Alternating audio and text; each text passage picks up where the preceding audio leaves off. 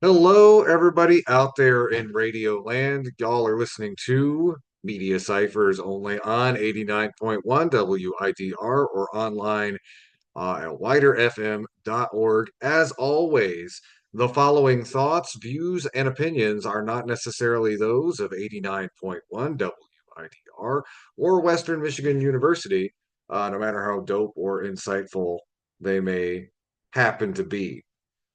So this is, of course, the first episode since the election. If you tuned in last week, we did an election night special, and again, I want to thank. We had some really great guests on that night. Liano Ferrone, who does a lot of great activism here in the state of Michigan, was also maybe best known for unfurling a banner at the Democratic National Convention earlier this year. Basically trying to tell the Democratic Party to stop supporting genocide in Gaza. We are also joined by Socialist Party USA candidate William Stodden and their running mate Stephanie Cholinsky. And also, we had some other great guests on the program, invited by Nora and Lawrence. And a lot of what we had to talk about, was kind of in terms of preparing for whatever result was going to come down the pipe. Well, now we know what the result is, and it is an acceleration of, the U.S. empire towards the sort of more overt casino style fascism exhibited by Mr. Donald Trump. And I believe like that night, I think so I was the one who guessed it. I certainly did not guess that it was going to be that much of a landslide. It was certainly much less close than us and many other kind of left-wing prognosticators were assuming it would be. But we're going to be basically spending a lot of this episode doing a little bit of an election post-mortem, giving our thoughts of kind of how the election turned out, how it did, but also focusing on, kind of our own personal responses to it, how we should prepare, moving into another Trump administration in the winter. Um, and again, we've also got some other stories to talk about. Not the election was not the only story that happened last week. We're going to be talking about some international news, and of course, if you're just tuning in earlier in the show, I was probably talking about some more local election results. So that all being said, Lawrence is going to join us in just a couple minutes here. Nora, how are you holding up? Thank you for asking. I have been better, but not too hard in despair. I'm going to continue to organize for myself and for my community. This is very much an election in which the Republicans were constantly attacking trans people, while the Democrats refused to even pretend to want to protect us on the national level, which was very upsetting to see. And that, among other reasons, namely the whole Gaza situation, made me very disillusioned with the Democratic Party.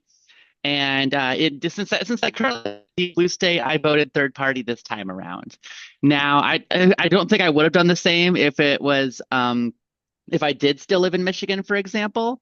But like, just the way that Harris ran her campaign was completely unacceptable. Like, I was at first when the swap out happened, I was cautiously optimistic that the Democrats might have finally been responsive to the base for once. But in reality, it was more of the base and donor pressure happening to align on the issue of Joe Biden, which also gave lost a tremendous amount of good faith within their base and with the broader electorate. In fact, some of the Biden campaign's internal polling before the Harris swap showed that Trump would have gotten like something like 400 electoral votes if Biden stayed in the race. Like, absolutely insane. Just just to let you know what kind of bad decisions we have right off the jump. And Harris, even if she was still continuing the genocide in Gaza, again, both bad policy and bad politics, but to even go beyond that, she had otherwise had a decent strategy at first, with lines like "we're not going back" and "Republicans are weird," which really does like electrify the existing like base, especially in like a when her main argument was lesser evil voting. Now that falls flat if you're trying to like portray yourself as being the lesser evil. But by the way, like all my best friends are from the evil party, like Liz Cheney, and I'm gonna put her in my cabinet. I'm gonna have evil in my cabinet. Like that's not a coherent campaign message. That's I think that's the main thing that did her in. It like it tanked her numbers among liberals. It tanked her numbers among independent voters, and it really sucked all the enthusiasm that she and any goodwill she might have had leading up to the coronation convention. And other things by the numbers that I really want to emphasize here. If every third party voted for Harris, she still would have lost almost every swing state. Still would And have lost, and she I still think would I have need lost the to. popular vote. Yeah. And however, if you look at the numbers of the uncommitted voters versus the margin of loss for Harris in Michigan and Wisconsin, it's like, not everybody who voted uncommitted in the primary didn't vote for Harris, for starters. However, if it sends a very clear message that there was much more uncommitted voters than there was the margin of victory for Trump in those states.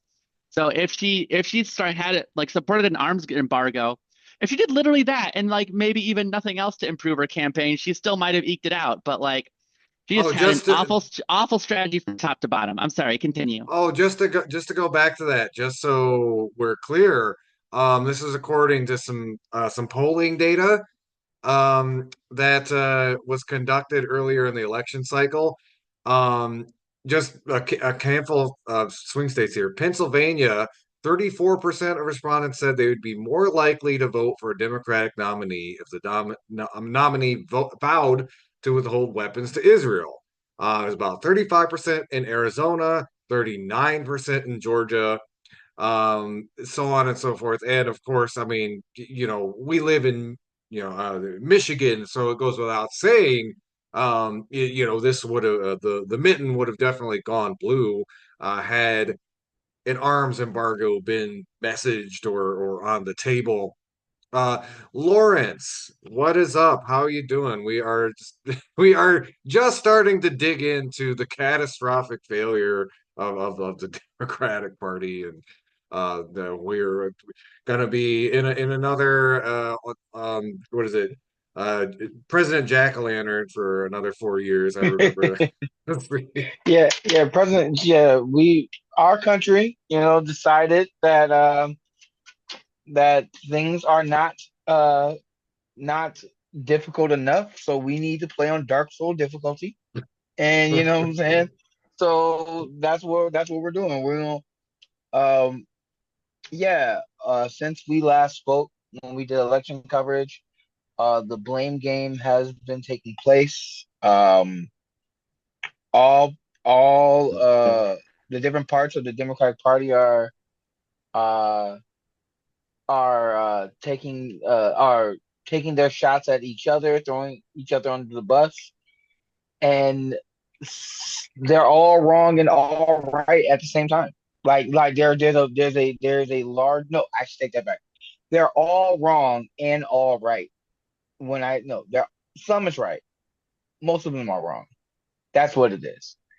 I have my own analysis because I was thinking about this over the break of what happened. What happened? How did we get here? And there's a lot of blame to get thrown around. But I think what we saw was the death of neoliberalism. That's mostly what it is. It's Here's we hoping. saw, yeah, yeah, that's what we saw. And a lot of people are trying to justify their existence in the Democratic Party. A lot of right wingers and people that have pushed this party to the right, economically, has tried to push this party to the right socially at times, and the chickens is now coming home to roost. I'm happy. One thing that I'm happy to see Bernie Sanders out of the basement, coming out busting shots at people. Like he's been giving out headshots, and he's been taking people to task. And we need people like him, the squad, and everybody else who is on the progressive populist left to say in open rebellion, all of Democratic leadership should be fired. Everybody in Democratic leadership should be fired. None of you should have your jobs. All of you, every consultant, every every uh every person that was advising Kamala, advising VP Harris, including her stepbrother or whoever that main consultant person was, they said in the news, all of them have to be fired. I will give my full breakdown later, but that's my basic. But other than that, Thursday was my birthday. I've been turning up. I've been drinking and turning up all day, so all Yeah. week. So I've been fine. Like I Happy said, birthday, Lawrence. thank you. I think I said it on our last show.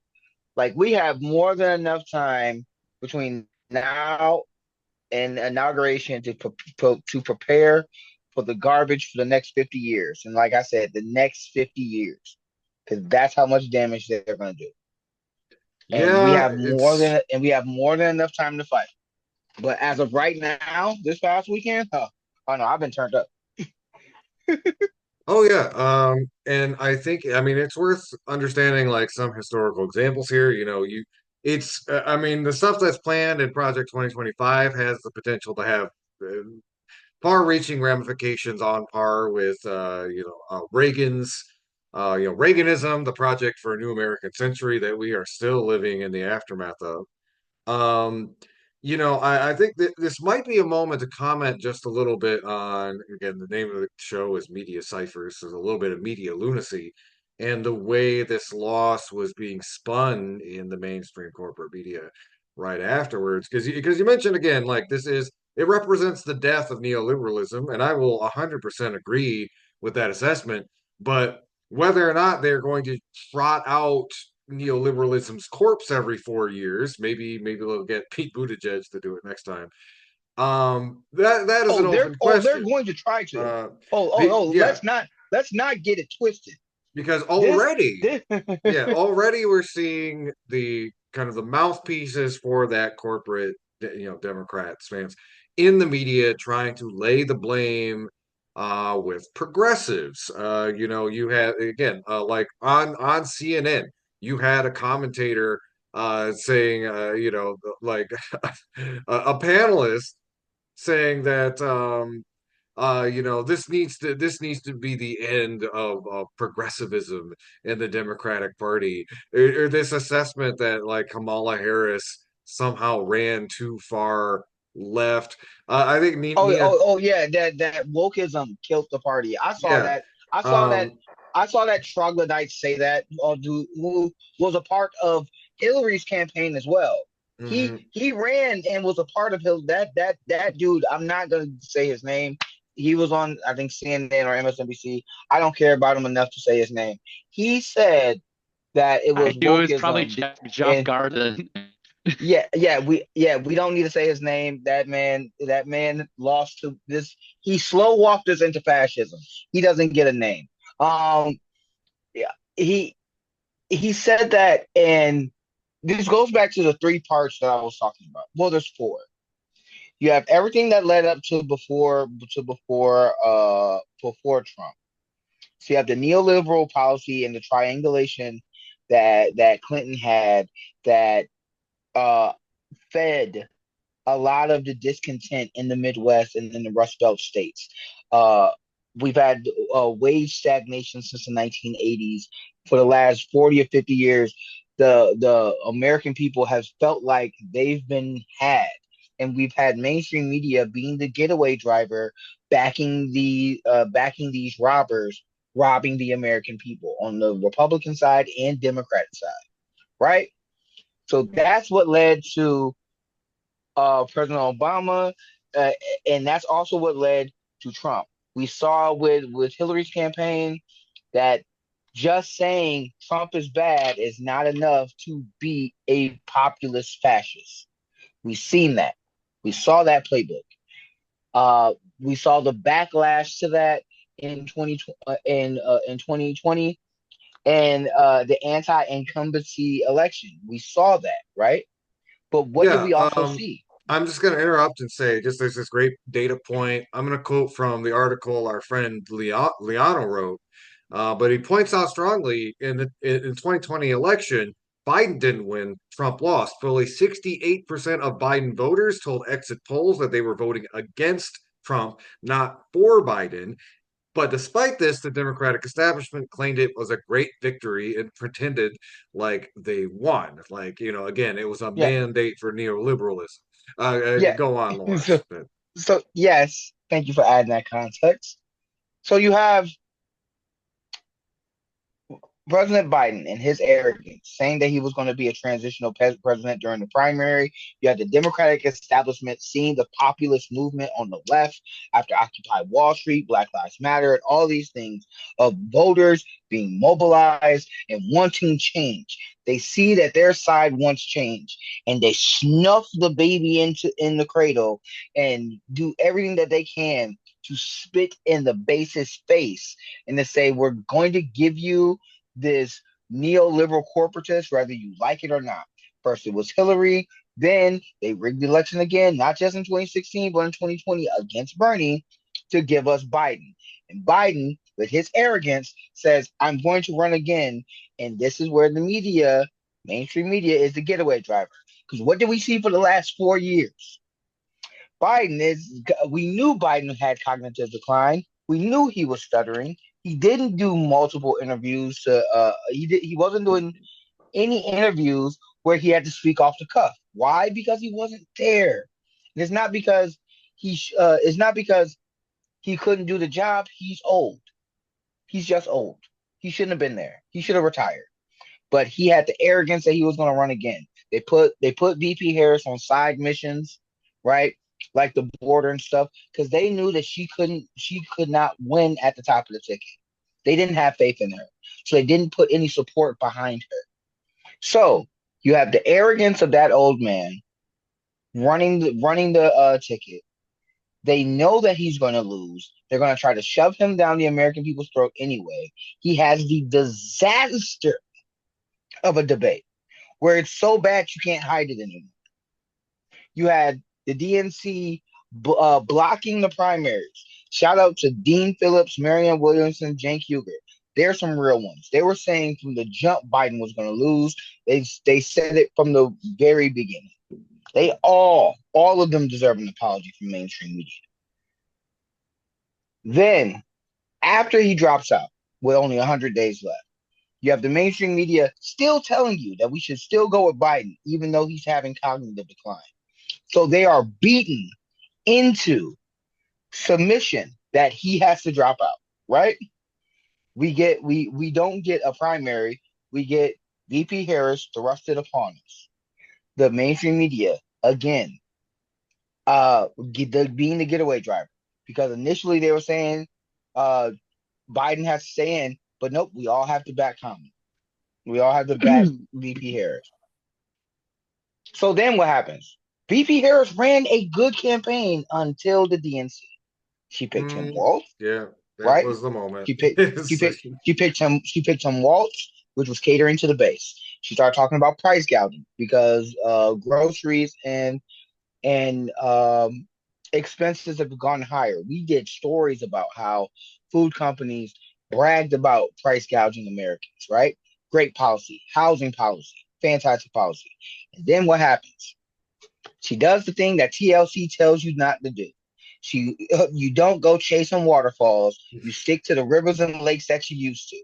She went to go chase waterfalls. What happened? She started talking about how she was a prosecutor, how she's a gun, how she likes having guns, how we're gonna have the most violent military in the world, even though we are funding a genocide.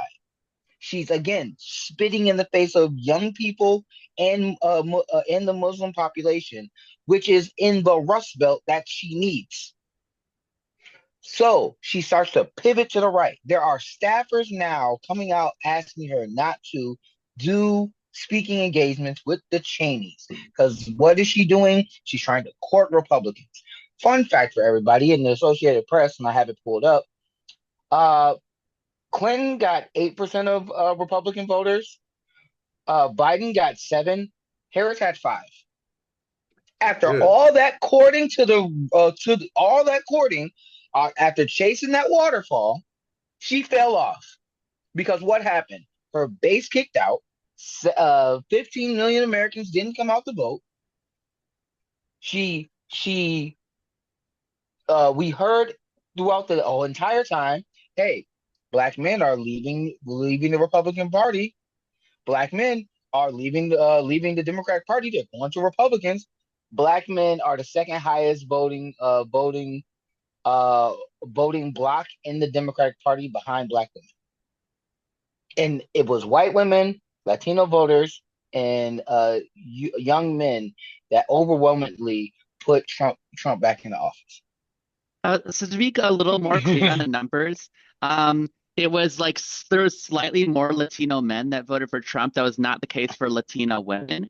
And Yeah, like it should still also be mentioned that black men still voted, primarily for Harris. But again, like she shouldn't, like Harris, effed up the bag for herself and got these yeah, her own numbers to tank across the board regardless.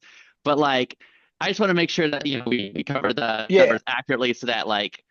So before some yeah. Democratic strategist decides, oh, we should be racist more, and that Oh would no, that no, would help oh our no, no, campaign. no, no. That is actually some of their takes. Some of their takes is we should be Exactly. more white wing, and that's the thing that I want to I'm trying to get to this point.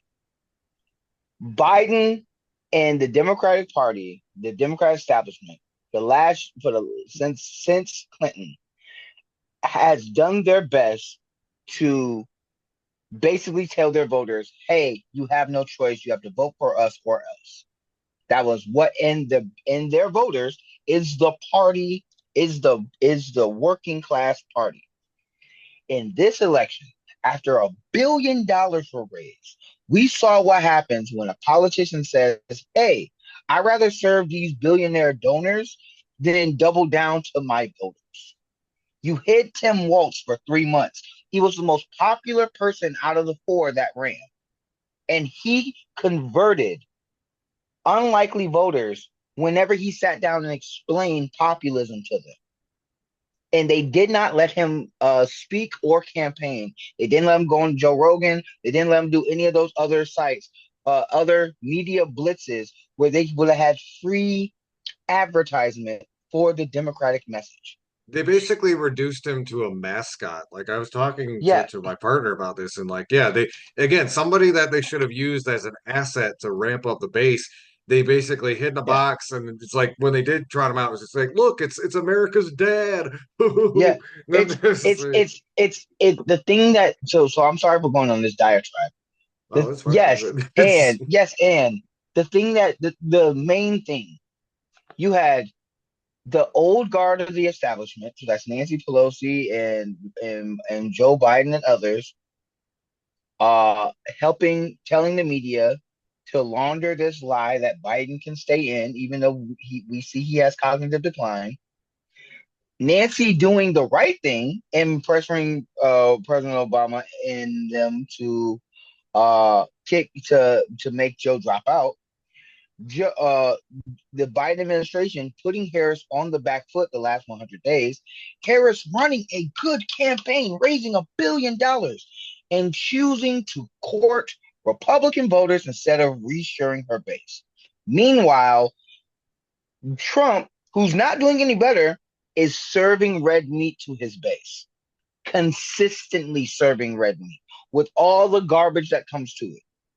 This election shows what happens when when a politician caters to the billionaires and millionaires that are donating to your campaign than the will and views of the voters that you need to put you in office. And that's what it is.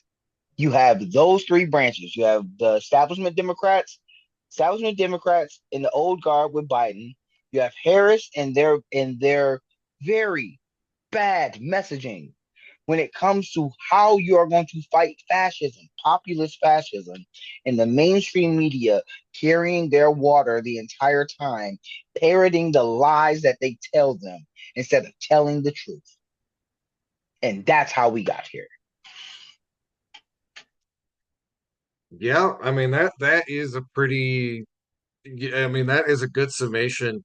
I think the only like a few points to add, just for me, it is a story of people who it is literally in their financial interest to learn the wrong lessons from this. It's like let's keep in mind, the Democratic establishment is not necessarily that they're stupid, although I mean, some of them are probably drinking their own Kool-Aid on this, but they have a financial incentive to not understand reality, to understand that the core reason it broke down is it's like Bernard said. People in the United States, they were craving some sort of anti-establishment solution, and the Democrats ran as the status quo. They ran as Republicans from 20 years ago. They ran with endorsements from the least popular American president in the history of the 21st century. Keep in mind, the Wait, Bush Andy, administration, Andy, I'm Republicans sorry. don't like George W. Bush. It's like, no, Andy, no, yeah, I'm so sorry yeah, to interrupt you, but I'm so yeah. glad you brought up that point. She campaigned with the Cheneys more than she campaigned with Sean Fain and Bernie Sanders and AOC. Tell me, and I said this on my Facebook post. Like, yes, there are things that your campaign cannot control.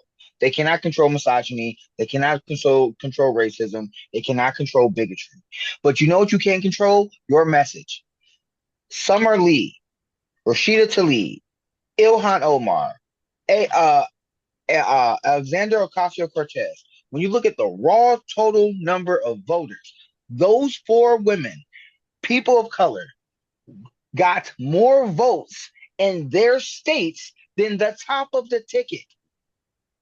Than the top of the ticket, Wisconsin, Michigan, Pennsylvania. You're telling me that those Congress people who are running in small districts, who are running in safe blue districts, got more raw votes than the top of the ticket.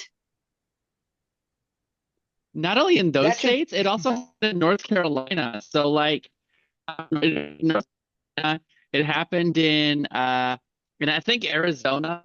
Like just like Democrats outperformed like the top of the ticket, like by sometimes even like like not by a lot, but like it was very consistent. Like she performed, and it Nora, really speaks your to uh, how.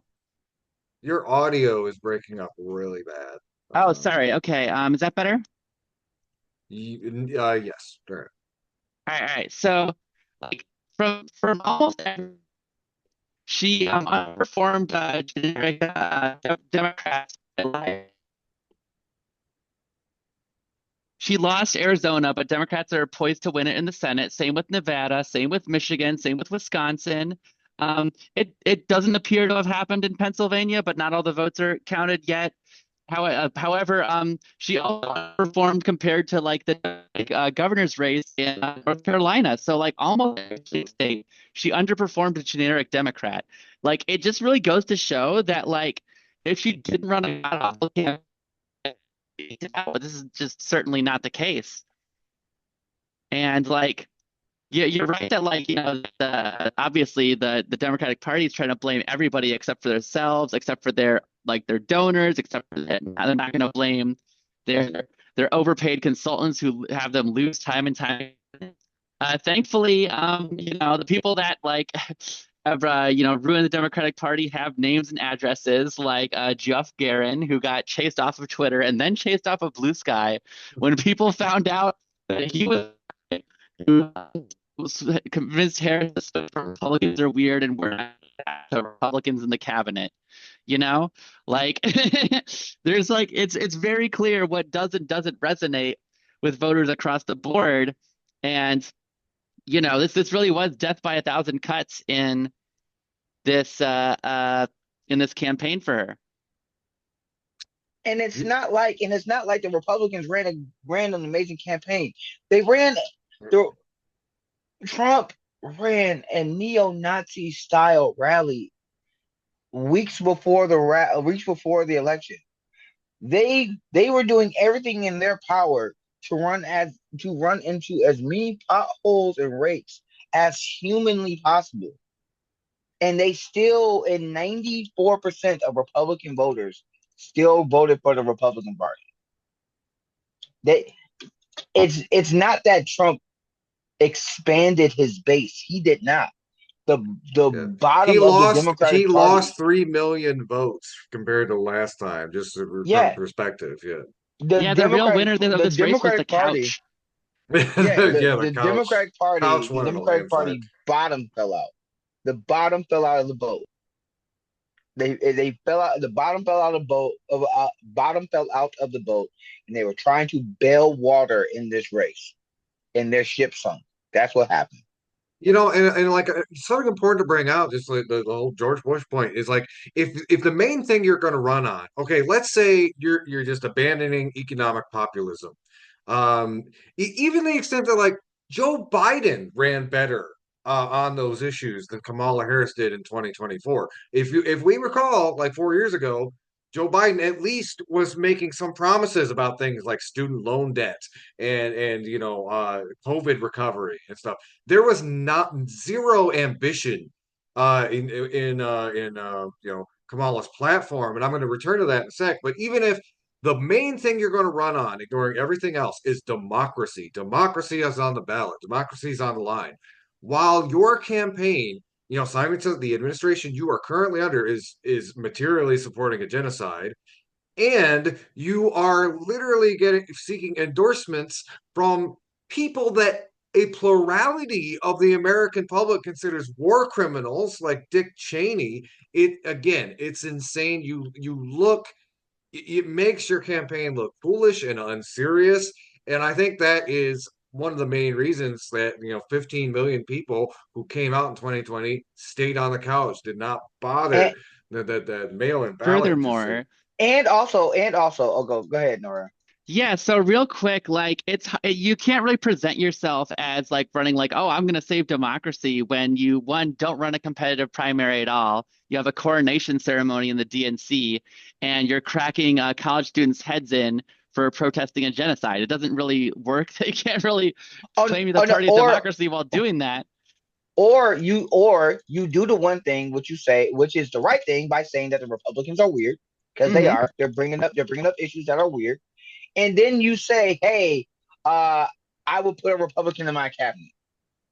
Hey, It's hey, weird how you much know, I hey, like I these know, guys. it's weird, but I like these guys. Hey, yeah. what would you do differently than the previous administration? Because the previous administration is not favorable right now. There's nothing I could think of. Hey, actually, there is. I would put a Republican in my cabinet.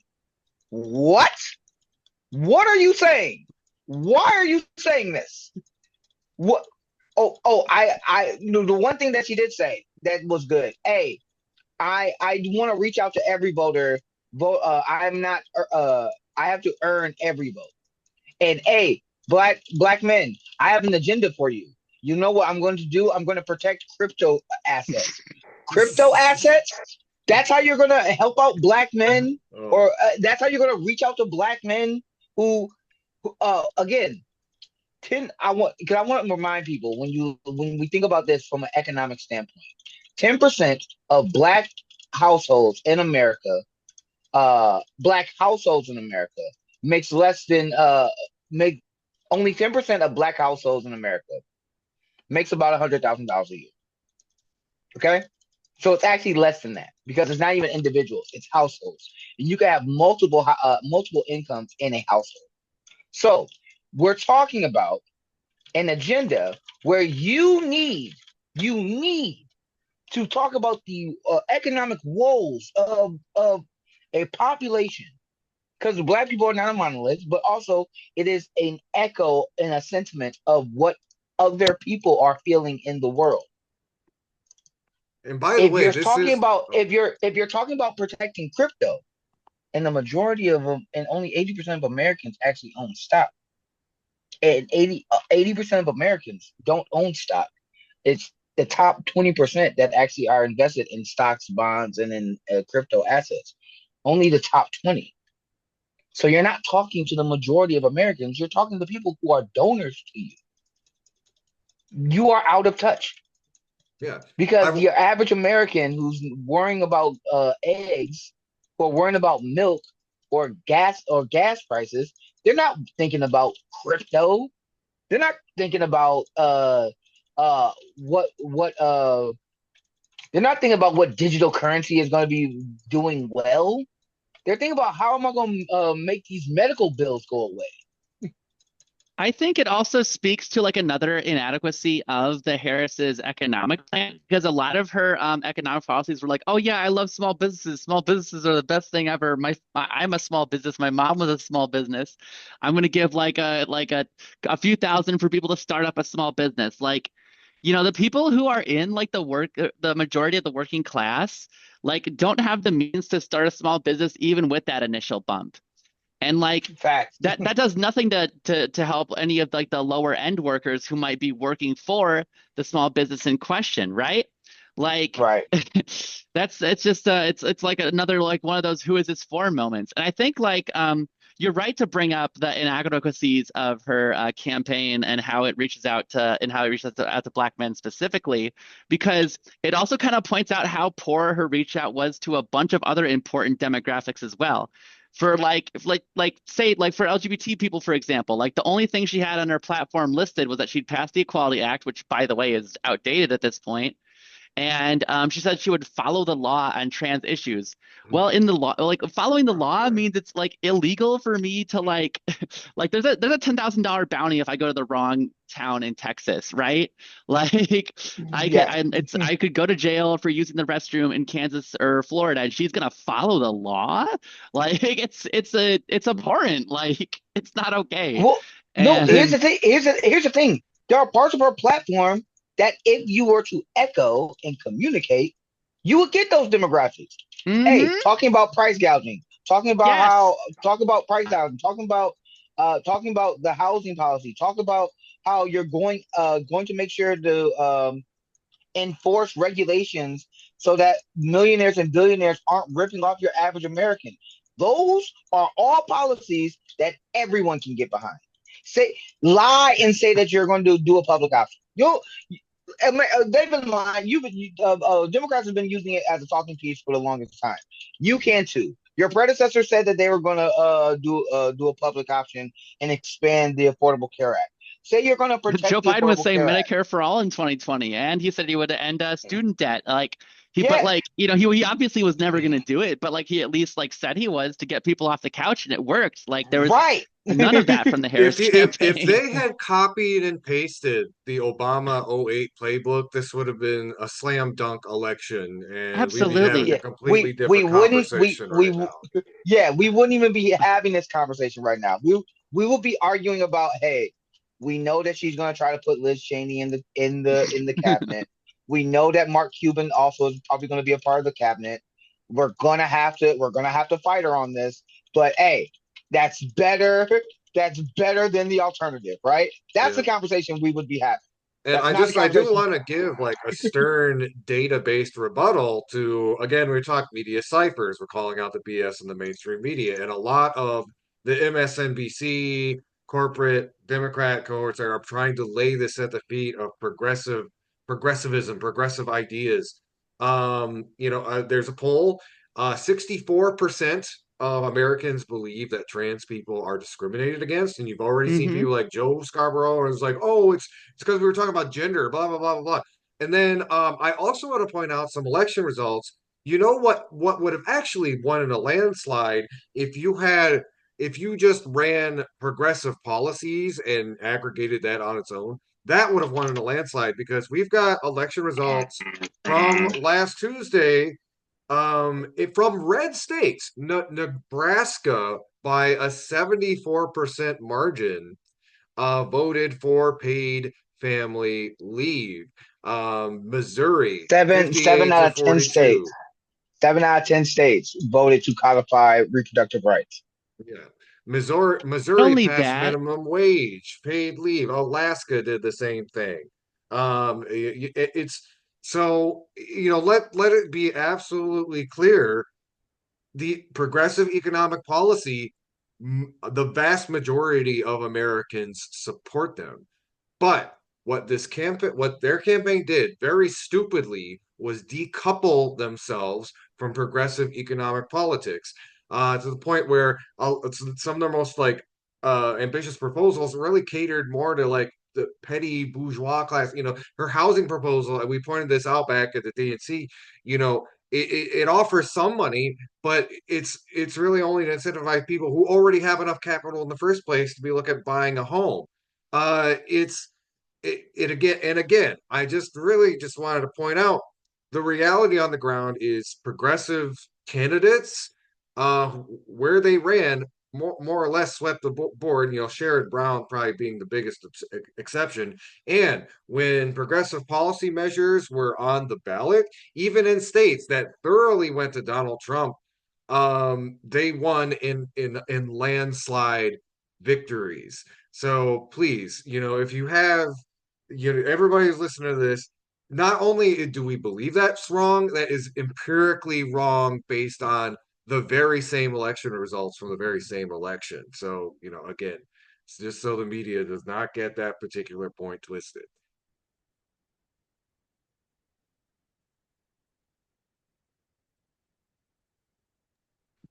Um, so with that, I think um, it's kind of worth kind of moving towards or pointing out to that, we've spent a lot of time kind of talking about the what happened, and it might be kind of worth now kind of moving into like what happens next, and kind of approaching this next section more as kind of, all of us are, got a lot of organizing experience, and kind of thinking how we work through what's coming up in the next 4 years, kind of just cap off, summarize what we've said. One last observation, from a historical perspective, I remember in 2020 there were a lot of comparisons being made between Biden's ideas and FDR, and there's a very important historical reason to that. Our country's been here before. It was, you moved go back like 100 years and move a few things around, and America could have just as easily been part of the Axis powers. You had people like Henry Ford, very powerful American billionaires who were trying to push us towards that.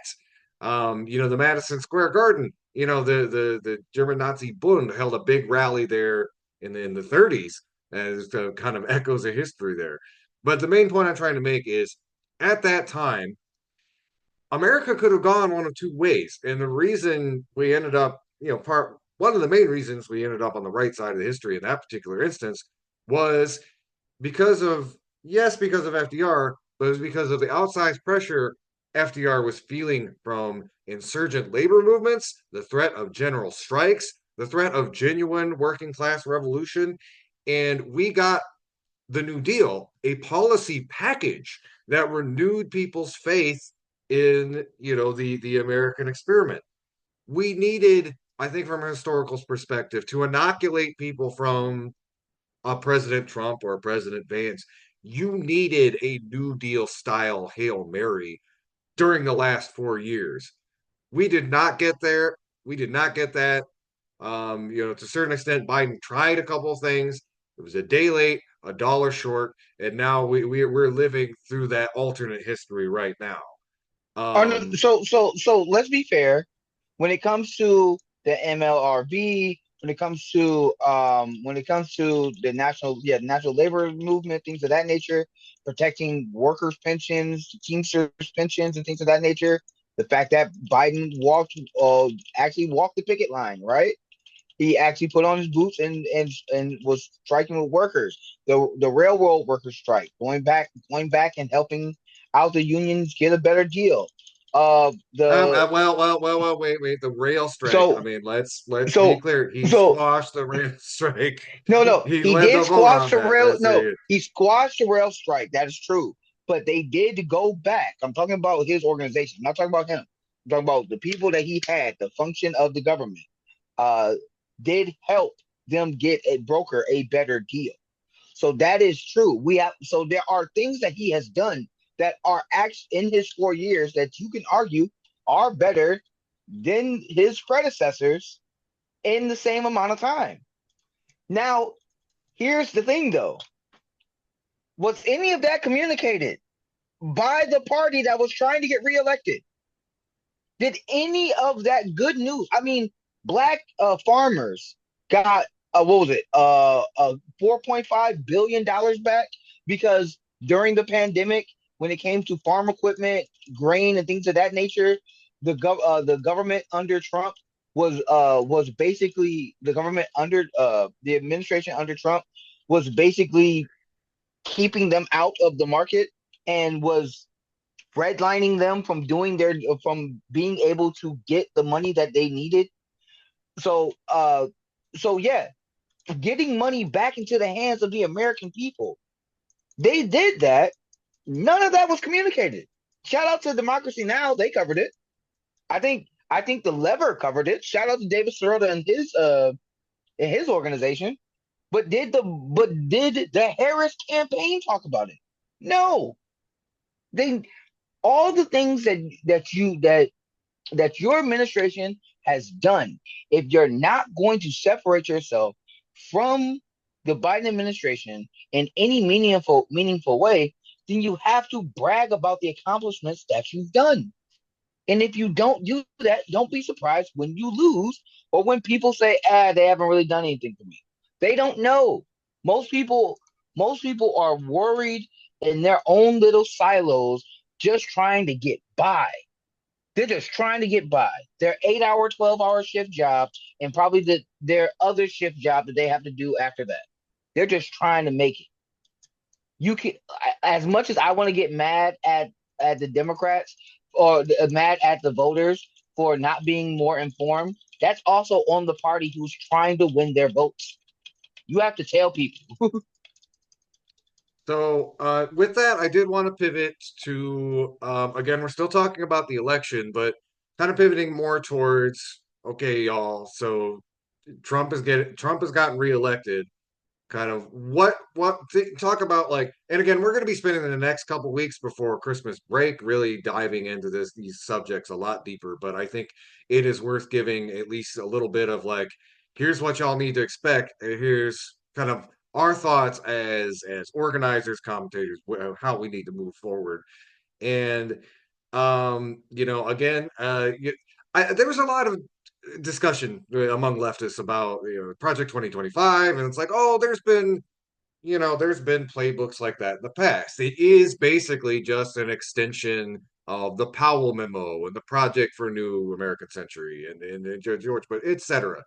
Um, the unique some of the unique things about it though is it's a lot more mean spirited. It's a lot stupider. These people, the dumb people have taken over the dumb house. You read that the pros in Project 2025, they couldn't define a socialist or a communist or economics to save their life.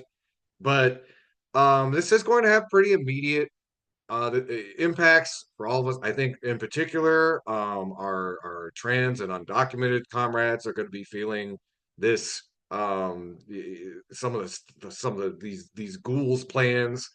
Um, but I thought maybe we could kind of go around and talk a little bit about just how the Trump administration is personally going to affect us, and then we'll kind of work through how are some ways that our community and people across the country are fighting back to this. So I will have some commentary, but I do want to kind of go kick it to maybe let's do Nora and then Lawrence. Yeah, so there's some things that I want to I do want to speak to my fellow trans community as well, things that we should do to prepare. Um, I think the main and most important thing right now is to stockpile HRT and to update to get a passport and update your documents. Now, if you already have a passport, you should still try to renew it so you could have it for the full 10 years. Same with any of your identifications, especially if you haven't changed them over. I know in Michigan, they recently made it easier to change your gender marker. However, the passport will supersede like your birth cert or your driver's license or all that. It's basically the most important document. So start with that, but make sure you still do the rest of them as quickly as possible afterwards so that get your documents updated, including the gender marker on your social security card. I know that there's not one printed on the social security card, but it does show up when it's when your social security gets run. So you still want to have that updated on at the Social Security Administration office anyway. So that's going to be very important. Obviously, try to get your supply of your medication as quickly as possible. I just saw like there might be some like magic that you can do with if you get the right primary care provider, or if you get them get filled at larger supplies at a CVS using GoodRx, maybe even outside of your regular insurance, is definitely something you should try. And what else? Let's see, preparations. Change your gender marker.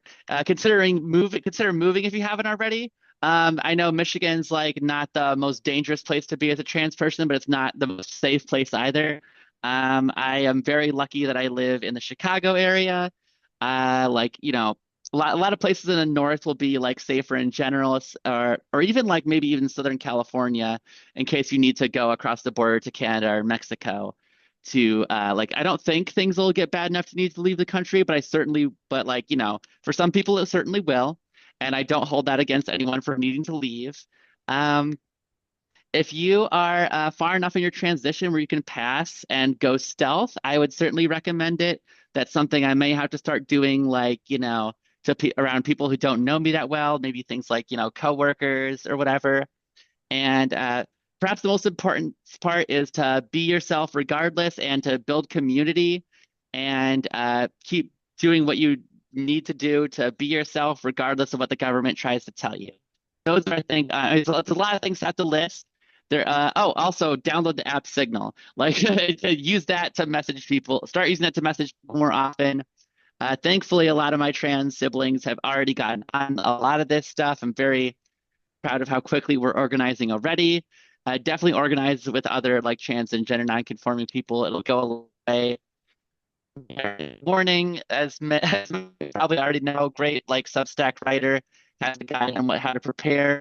The blog called Left to Our Own Devices, which also has a preparation guide for for planning like more details on digital and physical safety for not just trans people, but can help prepare you for what's to come in general. So we'll link both of those in the show notes. Keep an eye out those when those drop when we upload the podcast. Lawrence, did you have a response or did you want me to go next? It's up to you. If you want to go next, that's fine. All right. Okay. I'll kind of break down to like, I'll kind of answer this as, there's a lot of it, it's kind of weird after the election because the way I explained it, I already had an existential freak out about this a couple months ago. So when it actually happened, I was very unsurprised. And I do want to let everybody out there listening to, I will extend this invitation. If you need somebody to talk to, just reach out to us here at the show. Good Rat Strategist, or no, sorry, it was mediacyphers@gmail.com. And you can also hit us up on our Facebook page. Um, and yeah, I've thought about some of the personal ways. Again, what is really on the Trump agenda this time is really deregulating, defunding, privatizing anything and everything they can get their hands on. I have a brother who is on SSDI, Social Security Disability Income. I've already told them, be maybe just look and see what kind of jobs you can get because there is a strong possibility that they are going to try to take that away. My father, who lives on Social Security, is another thing I've really thought about. We I just got married. Some of you on the show may know that. And again, we've had conversations about starting a family, and above and beyond all of the normal stuff, like how the carbon sinks failed last year, there is now also the palpable fear that abortion could be made federally illegal. And by the way, for all the people who crossover voted and maybe voted for abortion and Trump, I've got a secret to tell you. That dude is a liar. He has said that he'll veto a federal abortion ban, but it really depends more on who has given him the most incentive at that particular moment. And my money would be on that is still definitely in the cards. So again, that's if anybody in America who's thinking about starting a family, you've got to think about if there's pregnancy complications, are you gonna have to we're gonna have to like go to Canada, or somewhere nearby, or so again. And I was also thinking the implications for, say, this show and political education more broadly. There is a strong chance that we're going to see more draconian censorship than we've seen in the past. I would recommend your favorite leftist history podcasts. Couple come to mind: Guerrilla History, Red Menace, Revolutionary Left Radio, Pros of the Round Table. I would, if you like those shows or you want to check them out, start downloading hard copies of those files onto your computer, because you don't know how. I mean, again, that would take a lot longer. There'd be a lot of challenges from like the ACLU and stuff like that, but I could see that coming down the pipeline. I think if they, well, however the timeline is on the dismantling of the Department of Education or the privatization of it, I mean, there's a scenario I could see in a couple years where, I don't think I would ever be dragged out of the studio by state troopers, but I do see, say, the university has to start relying on private funding, and perhaps their private funders do not want a mouthy Marxist on the student radio station. So that could be a scenario, and that is, community education is really going to have to be in the hands of the community going forward. And we need to have parallel structures to make sure that we preserve these materials, that we're still able to transmit the real news out to one another. And of course, we will be here no matter what. We'll be shouting it from the street corner. We'll start a newsletter. But that is something I was thinking about in the wake of Trump's victory. Lawrence, maybe some of your thoughts on just like how this your concerns about um again Trump being reelected. I mean, I mean, obviously, for me, a lot of the examples I like to look at are like when it comes to organizing and taking care of your own, we have to look for look towards organizations and look towards collaborators that we can work with. We're gonna have to have a Black Panther style strategy, right? Where we go into our communities, being in our local communities, and working with organizations that will support us. I mean, I work for a nonprofit that deals with people in crisis. For those who do not know, I work for Griffin Place, for people who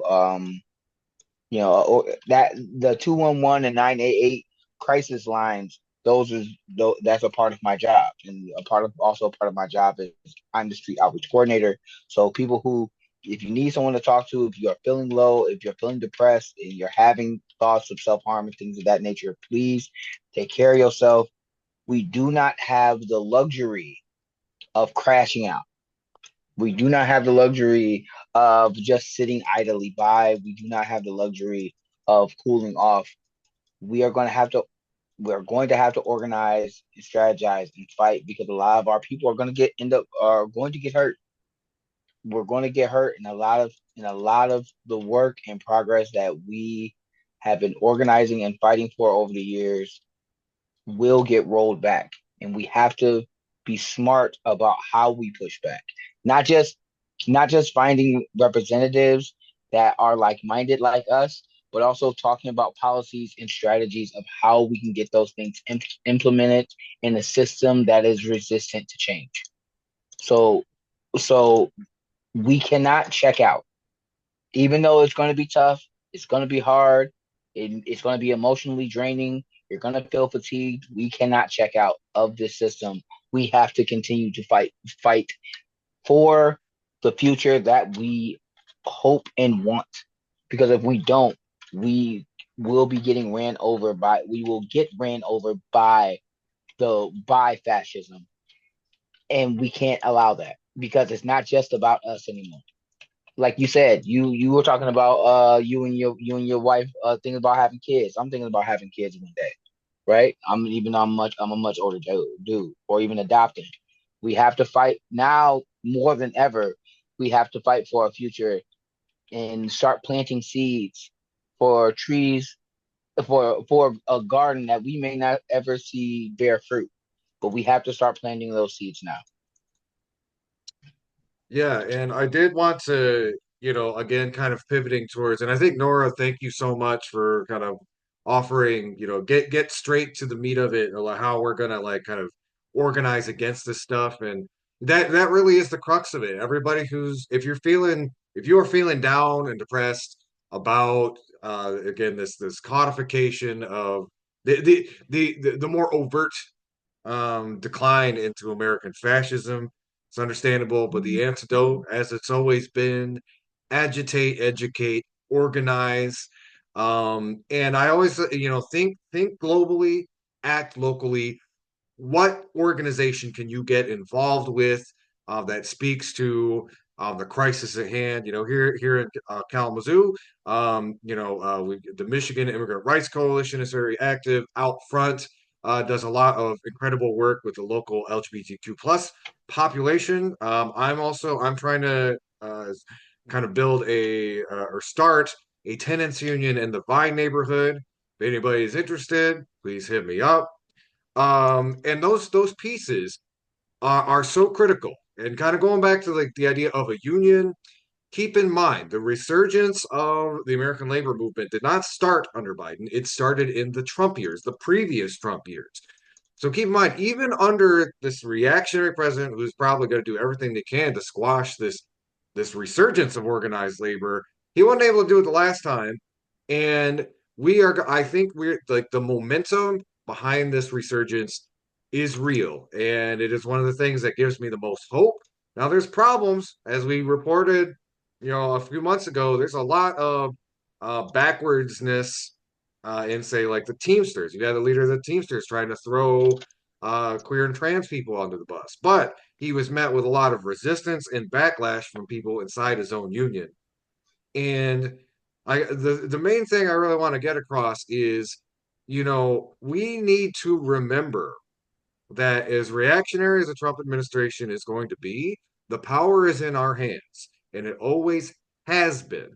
And there's this quote that has really stuck with me. There's been a lot of takes about the election in the last week, but this had a lot of power, and it really gets to the crux of what I'm trying to say here. This is somebody named April Harbauer. It kind of went viral. Um, I know we have a lot of people distraught that Democrats aren't in power to mildly slow down our descent into fascism. But consider, even with Democrats in office, we lost federal abortion protections. Even with Democrats in office, we were losing the battle on trans rights and healthcare. Even with Democrats in office, our schools were obscuring true history and banning books. The Supreme Court is stacked with right wingers. The rights we fought for up until now have been tenuous for years. It is time to start thinking about how we won the rights we won. It wasn't by voting. People didn't win the right to vote by voting. We fought like hell for it. We didn't get a 40-hour work week just by voting for it. We fought like hell to get labor laws on the books. We occupied the factories and we went on strikes. And there was a lot of violence perpetrated against the working class involved. It's time to fight like hell again. So as we try to think through, have the imagination of how do we fight back against this behemoth that is charging at us. Our predecessors have done it before. We need to look at how they did it, the tools that they used. Sean Fain talking about, I kind of jokingly refer to it as Project 2028, a massive general strike. Now, if there's enough material support for it, if there is a solid list of demands, I truly believe deep down in my heart that, Kamala Harris could be president, Donald Trump could be president. Yeah, Nixon could be president. Keep in mind, Nixon passed the EPA. He got the EPA started. He did not do this because it was a tree hugger. It's because there were people marching every day outside of the White House, and he was scared of the collective power of all those tree huggers out there on the street. So my bad Nixon impression. But we need to exercise that kind of power because I think that is the kind of thing that can really make the ruling class that Donald Trump represents shake in their boots and not only fight back against what Project 2025 or whatever evil plans they have for us, but make them concede to our demands for a change. Yeah, I Anyway, think that's very well said. This might be, let's also make a hot take to kind of expand on that.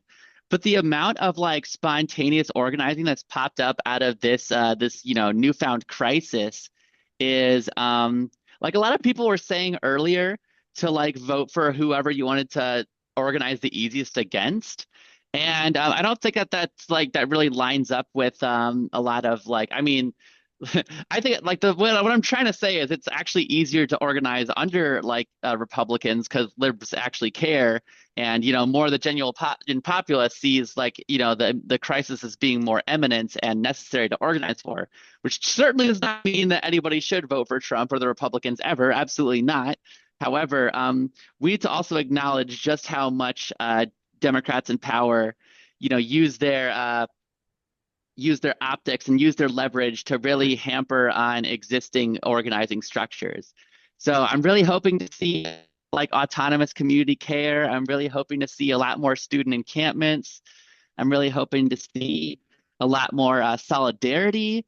I mean, like, more people should be taking care of immigrants who aren't necessarily immigrants. More people should be taking care of, trans people who aren't necessarily trans people. Like the list goes on and on. Like there's a lot of people who are going to be ground zero for this, and we really need to like stand up and protect each other.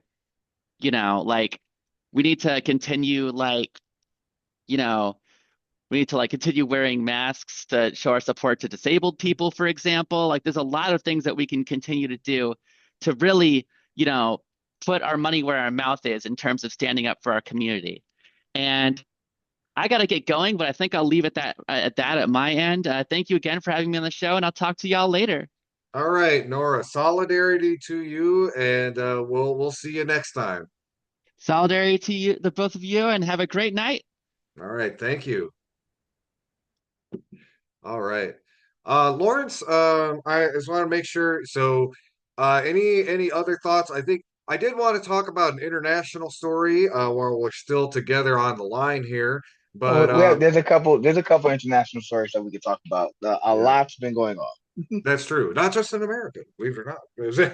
Oh, Right. well, one thing I did want to mention, Nora dropped a really good article in the chat. I'll link to it in the show notes. But Argentina has been a really good example of what a Trump 2.0 is going to look like, and we could draw some really good lessons from how those folks down there organized against their administration. So I'll link to that in the show notes. But I just wanted to remember that before I forgot about it. Um, but Lawrence, go ahead. Sorry. Keep going. No. So there was a lot of uproar about in this election cycle. I know we talked about a lot about Gaza and a lot about APAC and its influence in American politics. And you know, you had Trump talk about, hey, if I lose this election, I'm gonna blame the Jews. They didn't come out for me. He literally said that, right? I'm Mhm. paraphrasing, but he said something very similar to that. And then you have who the Israeli government actually wanted to win. And Bibi Netanyahu was celebrating, absolutely celebrating, because they wanted President Trump to win because they wanted to continue uh, the ethnic cleansing and genocide of Gaza and now going into the West Bank. A story came out that he fired Johan Gallant, who's also a right winger, who's also a nutcase right winger. He's not a good guy here. There's no good guys in this story. But Johan Gallant realized that all the Hamas leaders were they killed. All of the terrorist leaders that they were going after no longer are alive. They killed all of them. So he pushed back from what stories were, the stories that I saw in Perez. He was pushing back on more military occupation in the West Bank, and he got fired Yeah, because it's kind of a the similar entire dynamic to we all we're millennials, so remember this. But when the U.S. invaded Iraq and we killed Saddam, there's the slowly but surely a lot of the population was like, okay, why are we still there? We did the yeah. thing. These Al Qaeda and Saddam are gone, but like we're still over there. We're still here. So why are we still here? Because it was never about Hamas or Hezbollah or their leaders. It was about stealing land and reoccupying it. If you yeah, remember, Jared Kushner and some of the other Trump administration officials were saying, "Hey, Gaza and the West Bank has beautiful beachfront property. We can make a lot of yeah. money by making buildings there and selling it to the American people." Not just American people, but just selling those housing units at a premium price. Yeah, the only problem is those housing units that they want to build have occupiers in them. They have people who are already living there, Palestinian people. So I what do remember you like I do? think the New Republic ran this article, this condescending like Zionist article a while back. It's like oh it's calling Israel settler colonialism is incorrect and wrong about it. It's like watch them literally go colonize the beach like No, like in a couple so months. Like so yeah. get out of So here. what do Yeah. you? So they learned from America. What do you do when you discover land that you want to build on, but other people are living there? You tell Mm. them, hey, you can either take this money and leave, or you can leave with a bullet. Although And not I say most of the time they don't even offer the Palestinians the money. It's just like yeah, leave or the bullet yeah, or it's starve. either leave It's or like the bullet. yeah. Hmm. So yeah, so that story is insane. Please pray for Haiti. Please pray for a lot of the Caribbean areas. Uh, for the Congo and the Darfur. There's a lot of international news coming out of there about the situation in those areas. Shout out to Democracy Now! And Jacobin and a couple other places, outlets that have been talking about those stories. Those those are humanitarian crises that are happening. Absolutely. Um, so while we took kind of topic of Israel, I did want to talk about a little bit about the Amsterdam situation because it's just if our show is about calling out the media on its BS, this is like just a perfect encapsulation of like how this BS happens. But I'll introduce it just by talking about. So I went back to work this week, and the morning news is always on when I come in, and I see this headline, CBS News, anti-Semitic attacks in the streets of Amsterdam. And that's how they start talking about it. It's like people were targeting Jewish individuals in the city of Amsterdam after a soccer game, and later on towards the end it's like by the way the Israeli football supporters were tearing down flags, they bury the lead. And what's been unfolding the last couple of days is like every major media outlet, CNN, New York Times, CBS, ABC, NBC, etc., has been telling a very interesting story about what happened in Amsterdam. They are describing it as a pogrom. A lot of Western leaders are framing it as something comparable to the Kristallnacht, which was an infamous night in the lead up to World War II, where German the Nazis purged like thousands of Jews and like imprisoned, murdered, etc. Um, Now it's worth asking what actually happened, and this is when the story gets really interesting. Um, so there was a soccer match in Amsterdam between I believe it was between Israel and um, so the Maccabi Tel Aviv football team, and I can't remember who they were playing against exactly, but um, so there's a couple layers to this. One, if you're not familiar with the kind of like football culture in Europe, A lot of those football fans, there's like They soccer get who rowdy. they get rowdy. They They are know, they are hooligans. They yeah, get rowdy. They do not care. If yeah, you think the celebrations in America get crazy after they win a game, yeah. they go hard in the paint. Yeah, Sorry. soccer hooliganism is such a known thing that sometimes country will send security details ahead to protect the visiting countries from the violence that the soccer hooligans do. So the Maccabi Tel Aviv football team had a bunch of soccer hooligans show up to Amsterdam, and they were running around in the streets the night before the football match, shouting things like "Let the IDF win," "F the Arabs."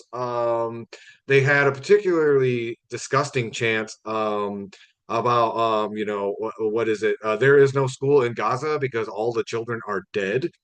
Um, and essentially, what happened was the residents of Amsterdam, and a lot of like heavily Arab neighborhoods fought back. They started like beating back these violent, genocidal soccer hooligans, and the headline that the mainstream media ran with was that apparently like a bunch of people in Amsterdam were just indiscriminately going after any Jewish person they saw on the street and beating them up, and it was a pogrom, which again it's deeply disgusting and insulting to compare those things because again there is a deep history of anti-Jewish pogroms in the history of Europe.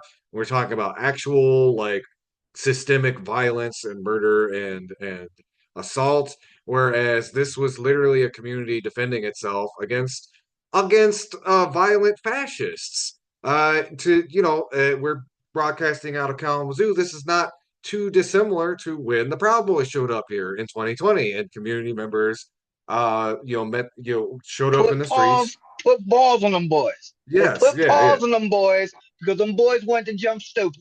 Yeah, You exactly. Uh, so um, but it's to the point that there was a Dutch journalist who their footage was used, taken out of context by all the major news agencies. She is now suing all of them and demanding a retraction and a correction because, as she states, like no, literally, it was the Israeli football hooligans started this and the community responded. This is not how it's being portrayed in the mainstream media, and it's become really convenient for the both the Israeli state and Western media to paint this picture because again it makes it seems like there's just like this this just absolutely what's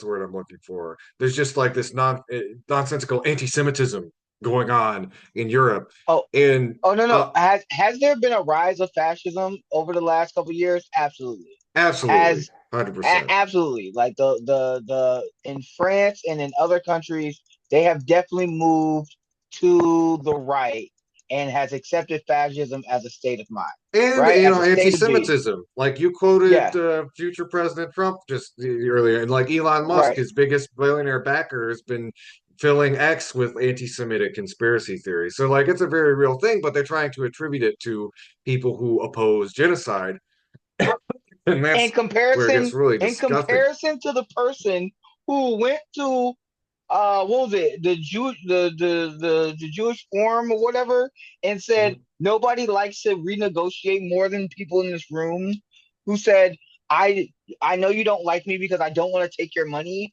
This man actually said that there were wonderful people on both sides. The other side was the side trying to protect a Confederate Army statue that had the Nazi side on it saying Jews will not replace us.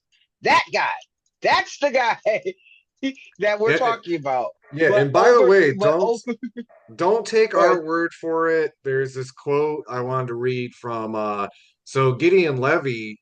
So this is literally like an Israeli journalist wrote this for Haaretz, and the headline for their opinion piece: "The Amsterdam attack shows Israelis' denial of the reality they created." And basically, what he said was this: "Why do they hate us so much? No, it is not because we are Jews.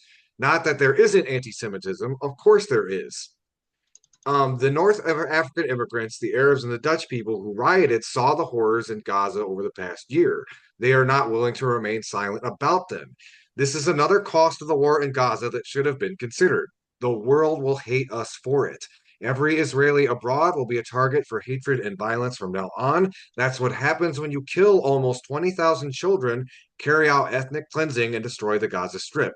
It's a little quirk of the world. It doesn't like those who commit those sorts of crimes. Yeah, man, Facts. No, a truth also, bomb and right there. also, like, I know that I was just talking about Trump, but fun fact, this is a fun fact. Well, when the show The Nightly was back on, and the reason why I wanted to tie it back to the Charlottesville rally. Did you know neo-Nazis in other countries, skinheads, will it's illegal to fly. It's illegal to fly the Nazi flag, right? So Mm-hmm. fascists in other countries, and I have, and we have seen this we have seen some of this in Israel. Fascists will adopt the Stars and Stripes Confederate battle flag as a flag to represent their cause.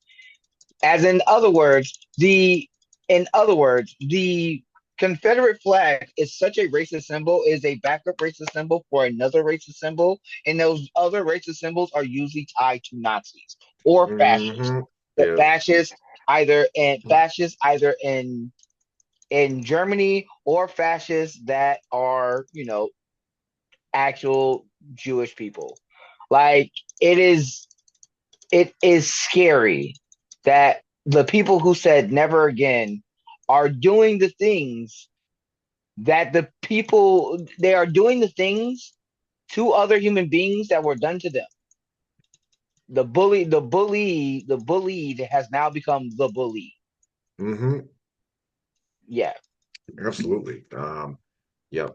And yeah, I mean, I think that's a good point to bring up too, because like there's been a lot of discourse about whether like, oh, does Donald Trump's election mean we're like going the way of Nazi Germany? And I think I said this last week in our election special, but I think I'd really like to emphasize it. It's like, what is about to happen in the next few months are going to be like scary and alarming and stressful, but this isn't anywhere we really haven't been as a country. Oh no, It no. This is, is it's this like is the norm. yeah, this is it's very much feels to me like that time period, like the backlash to Reconstruction. I can't remember exactly what it's called, but so there's a Oh yeah. period, the period after the Civil War where you actually had a lot of like black elected officials. Civil rights were on the rise, and there was a calculated effort from the ruling class of the time, along with vigilante racists, to turn the clock back. Um, Oh, we had our first actual American coup during that time period. that's I right. know, as for those who are American historians, I know we're not talking about our audience. Our audience is very smart, but for those who don't know, there was black elected officials in multiple state if I remember, in a northern state. I forget which one in particular. Mhm. Funny thing about that elector, he was killed by a lynch mob. He was elected by the people and then was murdered by the white Americans that lived there because that person was black.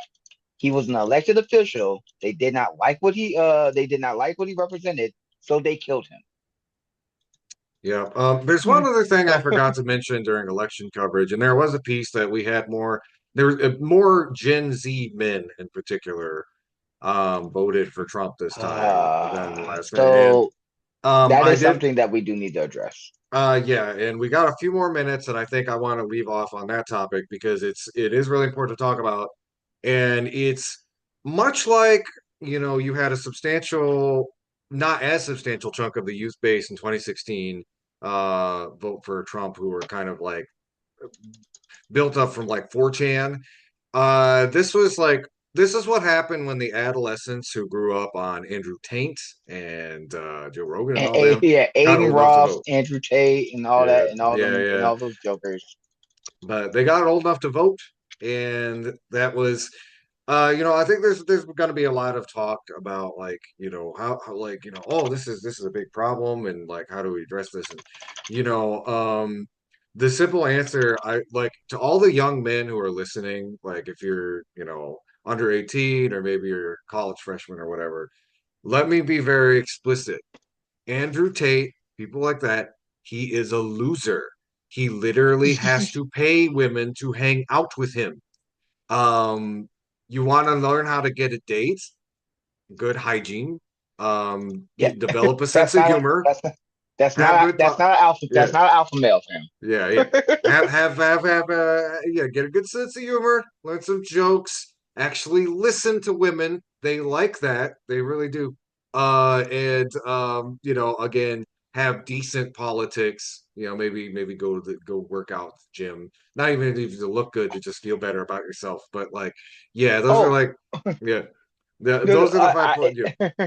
go ahead. I'm so sorry. And I'll say one thing, if like this whole thing that Nick Fuentes started, like your body, my choice. Kids, boys, misogynist, don't say that in public. Don't. There's certain things you can get away with Don't saying on do that. the internet. Yeah, Because like, don't do that. I mean, not only is it like, yeah, you're threatening to sexually assault people. That's just morally horrible on its own. Oh, But like, did you like hear? yeah, Did you hear the fun fact about that story? After he uh, said that, women started doxing him. oh yeah, his house our choice apparently. Yeah, Yeah, yeah. yeah. Oh man, But I'm just saying, young man out there like this. I know you think Daddy Trump is going to drag gender politics back to the 19th century, but these are some 21st century women out here. It's like your body, my choice. Well, it's going to be their fist, your face, or yeah, yeah. something like that. Their pepper Like you, spray, your eyes, yeah. etc. So Yeah, so let me. So this goes back to some of the stuff that we talked about, right? Elon Musk used his platform, and Media Matters and the Young Turks and a bunch of other people talked about it. That 50% of the ads that were on there were pro-Trump ads, not because people wanted to see them. It was people who on their profiles. Shout out to the New York Times because they did this experiment. They said no politics stuff. They had nothing to do with politics, but they will be fed. The algorithm was feeding them right wing stuff. And Hassan Piker talked about it as well on Twitch. Right wingers have always been amplified in the platforms because of drama, clickbait, and other things of that nature. But we on the left, people who actually care, shout out to people like FD Signifier, Olay, Foreign Men in the Foreign Land. There are a bunch of YouTubers, cornbread tubers, and others that are making their way onto other platforms to push back against the manosphere and these troglodytes online who do not understand how to be around women. Also, people like Fresh and Fit, who I do not agree with, who have never actually gotten any in their life. That's besides the point. Um, uh, but that's besides the point. We, yes, have to do a better job of expanding on these platforms, but media analysis needs to be better, and we need to talk about more. This is the whole reason why we have our do this podcast, because if young men feel like their voices aren't being heard, people aren't taking their needs and things seriously, and they feel like this is the only way that they can get attention, yeah, they're going to turn to people who they think are masculine or alpha males to feel validated. And they're being lied to, they're being tricked, they're being hoodwinked, and we mhm. shouldn't be surprised when that's the case. Yeah, absolutely. And again, we're going to dive into so much more of this. Again, like a lot of we'll probably talk more in the next episode about like a lot of the media failures, the media landscape. Again, just the way misinformation has proliferated so much in this election cycle. But I think we'll put a pin in it for today's episode. Lawrence, thank you so much for taking time to come on the show. Any parting thoughts before we close it up? Hey, it will be okay. We've been through this before. We will make it through it again. We'll make it through again. I know it's sad out here. Like I said, use your local nonprofits, 211 or 211 or 988. if you know people who are having, those kind of thoughts or whatever, 211-988. And there's other organizations around here that can help people who are in crisis. Use your resources. Talk to your people. Check on your people. That was my birthday wish. Because as of right now, people are going through the 5 stages of grief, and it's real. It's real right now. Hmm. A lot of women and a lot of people are instantly regretting their decisions. Fun fact, real quick hit. Um, there was a story of a Latino Trump voter, whose neighbor was also a Trump voter, and their kids would usually play with each other. Angel Rodriguez, I think it's all over Instagram and Twitter. And the reason why it went viral is because his neighbor pulled out a pew pew and told his son that I don't want you playing with the neighbor's kid anymore. Y'all need to go back to the country that you came from. Now remember, Angel Rodriguez was a Trump supporter, and he thought his neighbor, who his kids have been playing with since they was young, was cool until they got their vote. Until they got their vote, they messed around, and now they finding out that the people that you voted for was like, "Thank you for your vote, you idiot. Now go back to the country that you came from." Yeah, it really is. And by the way, like well, I will close by saying one last thing, and it's I've been telling a lot this, be kind to people, be ruthless to systems. There's going to be a lot of Facts. there'll be people in your life with buyer's remorse, and it is your job, our job as leftists and organizers to explain to them, here is why you bought this lemon. Here is how what you can do about it. Here's how you can fix it. I told you so is not really going to move us forward. And I know it's a hard pill to swallow because, like, yeah, again, a lot of all the horrors that we're going to be seeing in the next few months are it is the responsibility does lie on people who voted for it, but these people have been, as you said, hoodwinked, tricked. We're going to talk a lot about like misinformation and media manipulation. Yeah, I mean, the thing that comes to mind the most is like the crossover voters who took Trump at his word that he's going to protect abortion when he's the one who installed the justice system. All right. Anyway, Yeah, keep that in mind. there's a lot of women who are going to have buyer's remorse in the next few years. We're gonna talk to you too. We're gonna console y'all too. We're gonna have to console a lot of y'all, a lot of Latino voters whose abuelas are gonna be sent back somewhere they've never been, because they're Yeah. not just coming after illegal immigrants. They're trying to take away birthright citizenship. So legal Mhm. immigration. So people like Cenk Uygur, people like Mehdi Hassan, gone. They're trying Yeah. to get rid of people like them. Yeah. And Natural citizens. like you said, like we said, if you're feeling angry, you're ready to organize, you want to get involved, you want to do something. There's a lot of organizations here in town that are going to be doing the work. Whether it's a tenants union or it's again one of these advocacy organizations. If you need some Right, ideas, hit us up. We'll give you some ideas. right. Black All voters right. matter. Black voters matter. Yeah. The just uh uh in the NAACP. There's a bunch of organizations. Young Justice. Get involved into the Know Your Rights campaign. Get involved. Get involved. Get involved. Get involved. All Because right. we're gonna need people power. They got Mm-hmm. money. We got people. Yep, Ryan that's Grimm's right. book, right? Mm-hmm. Ryan Grimm's book is the realest thing in the world. Mm-hmm. All right. Well, we're going to close it out. Thank you, everybody, for listening. Until next time, keep on fighting for that revolution solution.